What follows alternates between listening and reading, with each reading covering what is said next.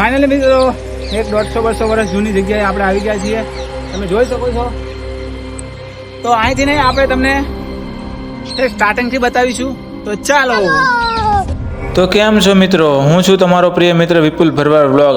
કોઈ પૂછે કે વડોદરામાં જોવા જેવું શું છે તો એને આ રીલ મોકલજો અને કહેજો કે વડોદરામાં આવેલું આ પ્રાચીન શિવલિંગના દર્શન તે કર્યા છે. તો હા મિત્રો, આ જગ્યા આવેલી છે પાદરા તાલુકાના જાસપુર ગામની નજીક મહીસાગર નદીના કાંઠે. મિત્રો એક એવી જગ્યા જ્યાં 200-250 વર્ષ જૂનું મંદિર આવેલું છે અને ત્યાંનું શિવલિંગ તો તેના કરતાં પણ વધુ પ્રાચીન માનવામાં આવે છે. તો મિત્રો અમે એવી જગ્યાએ આવી ગયા છીએ કે જે 150 વર્ષ જૂની છે ને અહીંયા એવું કહેવાય છે કે જે આટલા એરિયામાં રાજા મહારાજા વખતનું કંઈક હોનું એક કૂવો છે અહીંયા કણે આટલા એરિયામાં કે જ્યાં રાજા મહારાજાનું સોનું ચાંદી બધું જે જવેરાત બધું ખજાનો છુપાયેલો છે.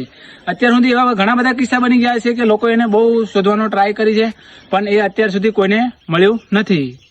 તો અમારા સંજયભાઈના મનમાં લાલચ જાગી હતી થોડીક. સંજયભાઈ હંતાઈ છે, તમે જોઈ શકો છો.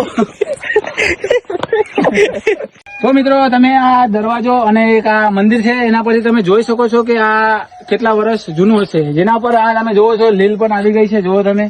હા તો મિત્રો, આ જગ્યાએ જવા માટે આપણે 200-300 મીટર ટ્રેકિંગ કરીને જવું પડશે. પ્રકૃતિના ખોળે મહીસાગર નદીના કિનારે આવેલ આ મંદિર જોઈને હું તો ધન્ય જ થઈ ગયો.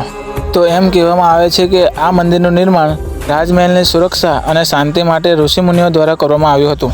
હાલમાં આ મંદિરને લિંબેશ્વર મહાદેવના નામથી ઓળખવામાં આવે છે. મિત્રો આ મંદિરની દિવાલ ઉપર આજે પણ પ્રાચીન ચિત્રો જોવા મળે છે. આ મંદિરની અંદર ગણેશજી, હનુમાનજી, પાર્વતીજી તથા પ્રાચીન શિવલિંગના દર્શન આપણને થાય છે અને પહેલાંના સમયનો યજ્ઞકુંડ આજે પણ તમે ત્યાં જોઈ શકો છો. મિત્રો કહેવાય છે કે જૂનું જાસપુર ગામ અહીંયા વસતું હતું. વર્ષો પહેલાં પૂર આવ્યા બાદ અહીંયા બધું જ તણાઈ ગયું હતું. ત્યારબાદ લોકોએ નવું જાસપુર વસાવ્યું. આટલું જ નહીં પરંતુ મંદિરના પાછળના ભાગે પહેલાંના સમયના મહેલની દિવાલ પણ આપણને જોવા મળે છે, જે ખૂબ જ પ્રાચીન છે. અને આ દિવાલની પાછળ એક બિલ્ડિંગ આવેલું છે જ્યાં હોટલ બનવાની હતી પણ અમુક કારણોસર તે બની શકી નથી.